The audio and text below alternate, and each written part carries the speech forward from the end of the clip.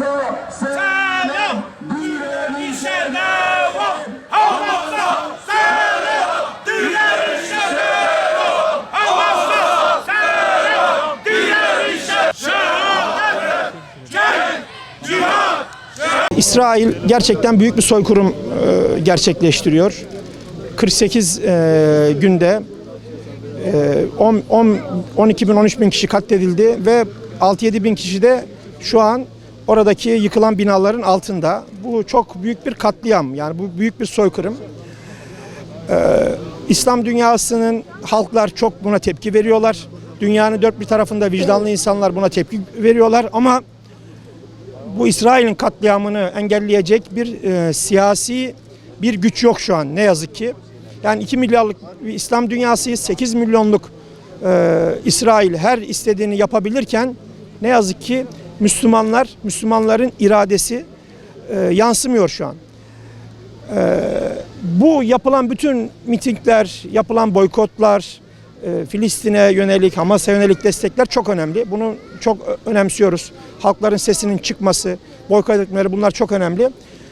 Sokaklarda günlerdir "Kahrolsun İsrail" diye sloganlar atıyoruz. Ama bu sloganın hayata geçirilmesinin en etkili yollarından bir tanesi İsrail'le olan bütün ilişkilerin kesilmesidir.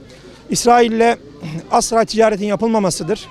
Ne yazık ki bizim ülkemizde de bu kadar katliam varken Gazze'de bu kadar küçük çocuklar parçalanarak katledilirken bizim ülkemizden de gemiler, ticari gemiler sürekli her gün kalkıyorlar ve İsrail'e oradaki insanlara giyecek götürüyorlar, çelik götürüyorlar, yardım götürülüyor adeta İsrail'e. Biz toplum olarak bu Türkiye halkı Filistin'in yanında, bütün sokaklar dopdolu. Biz bu ticari gemilerin de sonlandırılmasını istiyoruz. En azından savaş boyunca İsrail'e yönelik herhangi bir ticari faaliyetin yapılmamasını istiyoruz. Eğer Gazze'ye yardımlar gitmiyorsa, Gazze abluka altında tutuluyorsa aynı şekilde İsrail'le olan bütün ilişkiler de kesilmeli.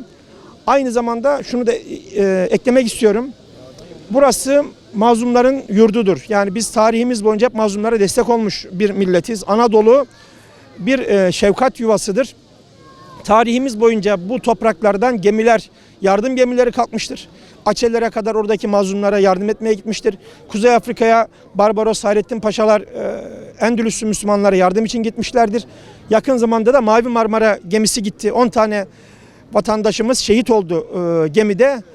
Biz eğer Türkiye'den gemiler kalkacaksa Gazze'ye yardım gemilerinin, insanlık gemilerinin, merhamet gemilerinin kalkmasını istiyoruz. Ve bir an önce bizim limanlarımızdan kalkan ticari gemilerin engellenmesini, bu ticari faaliyetin sonlandırılmasını talep ediyoruz. Yani İsrail kuruluşundan itibaren terör faaliyetleriyle kurulmuş bir devlettir. Bu katliamı asla ve asla bir aklı başına bir devlet yapmaz. Ancak bir terör örgütü yapar. Şimdi devletler savaşırlarken devletlerin bir takım kırmızı çizgileri olur. Mesela çocuklara dokunulmaz, ibadet yerlerine dokunulmaz. Ama terör örgütleri bunu yapmazlar. İsrail'de bir terör örgütü olduğu için ne ibadethanelere bir saygısı var, ne sivil insanlara, çocuklara bir saygısı var. Hiçbir kırmızı çizgisi yok. Tabii ki bu vahşetten, bu terörden gazeteciler de paylarını alıyorlar.